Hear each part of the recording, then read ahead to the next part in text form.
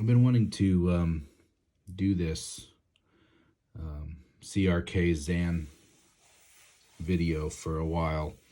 I've actually been thinking about it a lot over the last month, and I've been wanting to do it for the last couple weeks, but I just haven't been able to get myself to do it. It's hard to explain my feelings on this knife, and I don't want to be overly dramatic because it doesn't need to be, but I've been thinking a lot about knife guys in general and what makes a knife really liked and used and enjoyed by people. And I don't want to cut it short where it, I don't want to just be negative on it because I've been negative on Chris Reeve Knives before. The quality is amazing. I mean, there is amazing quality there.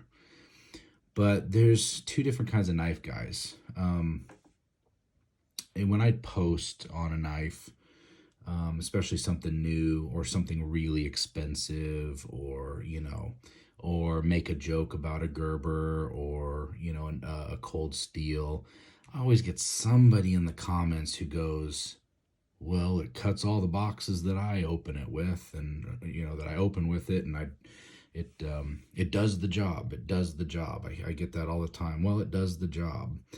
Well, yeah, a lot of things do the job. Here's $1. This is also $1. I can take both of them to the store and buy something for $1. This one does the job. That one's just a little bit cooler. It's actually worth a lot more, technically. I could sell it for more than $1. But at the store, they do the same job. But to somebody who likes this, it's $1. But it's worth a lot more because it's really old.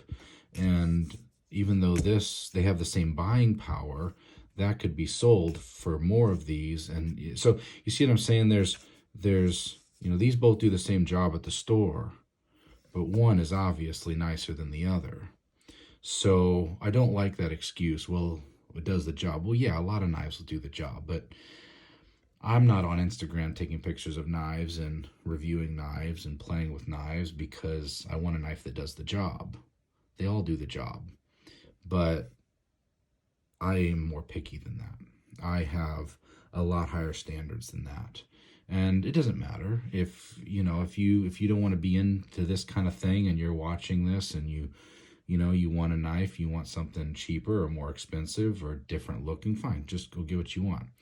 But I'm here to give my opinion on my pickiness and my likes and dislikes. So, yes, it'll do the job. This knife will do the job. So I wanted to talk about some things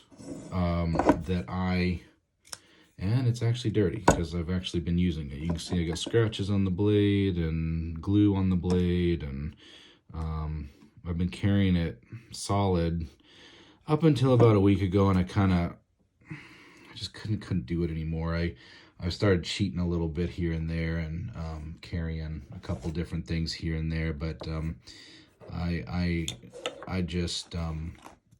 got tired of carrying it. And I'll get into what I don't like about it, but there's some things that I really, really like about it. And so I want to start with the good stuff, the stuff that I really like. I love the lock bar design. I love the ceramic ball on the lock bar. I really think that's an ingenious idea. I think more people should incorporate that. I'm sure it's probably patented or something, but I would love if my Strider had that lock bar set up on it. I just think that would be awesome. I really like that. It's probably my favorite thing about it. I love the blade grind. I love the hollow grind. I'm glad they take the time to do that. I even like the swedge on the top because I can use it to strike a ferro rod. I thought that was pretty cool. Everything on this knife is soft corners, so I thought it'd be kind of cool. I thought it's cool to have that as a striker, but I like the blade design. I like the edge, and a lot of people, I think were disappointed that I didn't do more testing on it, and honestly, I did some cut testing on it, and it did great with cardboard. But just with daily use, it wasn't holding an edge like some of the other steels that I have. I mean, it just wasn't keeping up. And it's funny because the way that I test or kind of just keep track of a blade and how it's performing is when I open the mail every day, if it continues to slice the envelopes open cleanly, or if it starts getting hitchy. And this, I just felt like this wasn't holding up great. I mean, I've got a few blades in I got a 204P, I've got a 20CV, S90V. This is obviously not holding up to any of those. So edge retention rise. So I just know the edge retention isn't on par with some of those things, but it's easier to sharpen, which brings me kind of, back to that, well, it'll do the job thing. Well, yeah, of course it'll do the job. It's going to need sharpened more often, but it's also going to be able to be sharpened by guys with less effective sharpening systems, and it's not going to be as intimidating to guys to sharpen. So I love that it's Idaho made. That's one of my favorite things about it, is that it's made in Idaho. I love that they put that on there. I love the this is one of the greatest things that Chris Reeves does, is this packet right here. So that's awesome. I think for one of the prime users of this knife, I think that's awesome. They've actually put wire bits in there too, which I think are super cool. That they actually did wire. Those things really hold up. This toolkit will last for literally years. For disassembling, for keeping the knife tuned. And that's great. When you buy a Chris Reeves knife, you literally don't have to buy any tools or anything to service it with, sans sharpening. And Chris Reeves does a program where you can send it in. They will actually refinish your whole knife for you and sharpen it and all those kinds of things. And that's really cool. I do like that. So I love the large pivot. I like big pivots, and I cannot lie. I love it. I want to know that knife's going to be super tough and really there's no chance of any failure at the joint. So I love that. And if you've been following me for a while, I love lanyards. I love a lanyard hole, lanyard tube.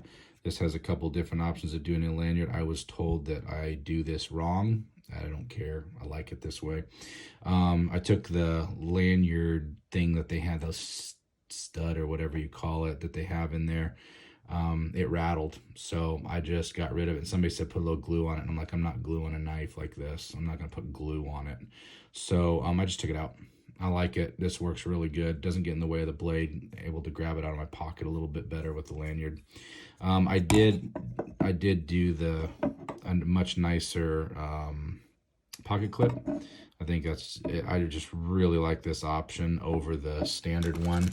I mean, that takes me into a little bit of the things that I don't care about too much, but not crazy about the pocket clip. It's a good pocket clip. It's just, it's a little cheap, I think, for the knife, the level of the quality of the knife, but it works, it does the job. So, but I thought, hey, it'd be fun to switch it out, and I really like that pocket clip a lot. So that was done by Rip's Garage, I think, the pocket clip. And the finish kind of matches, but boy, does it scratch super easily. So that got a lot of snail trails on it really fast, even faster than the titanium on the scales. And actually, I was surprised how few snail trails I ended up with. I got a few things on here, but overall it wasn't bad. It really did good. I noticed, I watched some reviews on this knife, and I'll come back to that a little bit later, but one thing Nick Shabazz said that he didn't care about was this sharp corner right there where the thumb stud is, and it looks like they've taken care of that since his review. So everything's been rounded off a little bit and made a little bit less sharp, so it does really good. I took the knife apart. I love the mechanics of it. I really like the tolerances. I don't mind having a break-in period. I think all that's fine. So moving on to what I hate about this knife. So just kind of a love-hate relationship with this knife, and I think a lot of people understand who have had a Chris Reeves, and there's, their they are this kind of knife person. And when you're that kind of knife person, there's some things about the Chris Reeve knives that irritate you. One is that they're still using S35, and I get that, you know, the old man was involved in developing it, and that's fine. I mean, you know, they're using it, they're doing their thing. I haven't tried their Damascus, but maybe it's a little bit better, but they just charge a lot for it, and that's fine too. But I don't care for that. I wish they would upgrade. You know, this year they're going to upgrade to S45. To me, it makes absolutely no difference. I don't think S45 is going to really give you any noticeable difference in edge retention or whatever, you know, they're doing. I think it's useless. So anyway, we can go to the steel. I would, you know, I would love for them to go to 20 CV like a lot of other people, or, you know, do a couple sprint runs and some cool things like 3V or something ridiculous, because, you know, they advertise this knife to be made for super tough, and S35V is tough, but some fun things, you know, they could do an S90V version, or you know, just a 20 CV would be really cool. But I'm just, you know, I've never been crazy about S35. I'd rather have this as S30V than S35V. So there's that. The other real gripe that I have with it is these rubber rings. Okay, so it makes the knife open silent. You know, I don't know what special ops guy is sneaking up behind a perp and opening his knife and needs it to open up that silent. I mean, maybe that's the case. Maybe that's why they're there, so that your subject doesn't hear you opening your knife as you're coming up behind them. I don't get it. I don't understand it. And it just, to me, cheapens the all metal construction of the knife.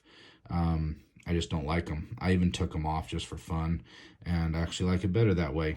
So I hate those things. Placement of the pocket clip. So the 31, when they brought the 31 out, they angled the pocket clip so it came across and didn't ride just on the lock bar. That needs to happen on this knife. The fact that it's on the lock bar kind of sucks. I don't like that. You can see where it actually crosses over the lock bar slightly, not a lot, but just enough where it's kind of irritating because it crosses over the bevel. And design-wise, I hate to see that kind of thing. And yeah, the original clip did that too. So I'm not crazy about the pocket clip. The other thing, and the last thing, and the thing I hate the most about this knife, drives me crazy, is the name. I refuse to say the name of this knife. I listened to several reviewers, and they all say the name like they're so proud of themselves for being able to say the name. The other person that I really enjoyed hearing the name from was Nick Shabazz. I think his accent's awesome, so hearing him say it's always fun. But I hate that name. The name sucks. I know it means boss, and South African, blah, blah, blah, but I hate that name. It makes people sound pretentious trying to say it, and I think it weakens the knife. I just don't like it. That's really, it's obviously a personal thing. I think the name is stupid. So when it comes to this knife, it's meant for hard use. I think it could definitely withstand it. It's a super simple design. I think it's great. It's just fine. But when you're used to something else, when you're used to something better, more refined, more classic, for instance, this knife blows it out of the water. And I know it costs like a lot more than the CRK, but it blows it out of the water. I mean, hands down, not even a close contest. It blows it out of the water. Okay, you want something in its price range? This one blows it out of the water. Great knife. Super heavy built. Really awesome construction. Really well thought out. Awesome knife. So, you know, these have been available off and on this year, and I thought that was great. I don't like the name of this knife either. It's the VECP or something like that, by Les George. I don't like the name of the knife, but I love the knife. I love the knife. The ergos are so good. It's an actual flipper. just a better knife. Knife design that's been around for a lot longer. This is still a better knife design. Still a better knife design. Let's see, what was this year? I will carry this any day over that knife, the Malibu. I miss this knife. I miss carrying this knife. One thing I want in a knife when I'm carrying a folder knife is I want to do two things. I want to be able to deploy it fast, and I want to be able to put it away fast. The CRK is neither of those. It's not a super fast deploy, and it's not a super fast return to pocket. It's about the same for me as that knife. I can take this knife out, deploy it, and put it away faster than this knife, but it's really close, really close. So I just want to be able to deploy the knife quickly, put the knife away quickly. That's why I'm just not crazy about this. I don't like thumb studs only. I don't, the handle was comfortable for me. I didn't mind it. I thought it was just fine. But I don't like the slower deployment. I think it's unnecessary. So who is this knife good for? Your dentist buddy who likes nice things, has a lot of money, and you don't want to have to answer questions after they buy it. So that's, I think, the perfect person to buy these knives. I don't like to say low information knife buyers because there's a lot that goes into this knife that's really amazing. A lot of designing, a lot of engineering. But your buddy with, your buddy that you just want to have them get a nice knife that's a little bit over the top for what they would normally spend on a knife, but it'll make them feel really special to own it. I had a buddy that came to me and he said, "What gun should I buy?" And I said, a Glock. I always say a Glock 19. That's what I tell everybody, because I just know they're not going to have any problem with it. It'll be fine. It's a great first handgun to buy. He said, no, I'm graduating from school. My father-in-law wants to buy me a gun, and he's given me a $2,500 limit. And I showed him Nighthawk Customs, 1911s. He's like, oh man, that's sweet. I'm going to totally buy one of those. So he bought a Nighthawk Custom 1911. Now, he's been so happy with that gun ever since. No problem at all. But I would never just go buy a 1911, especially for $2,500.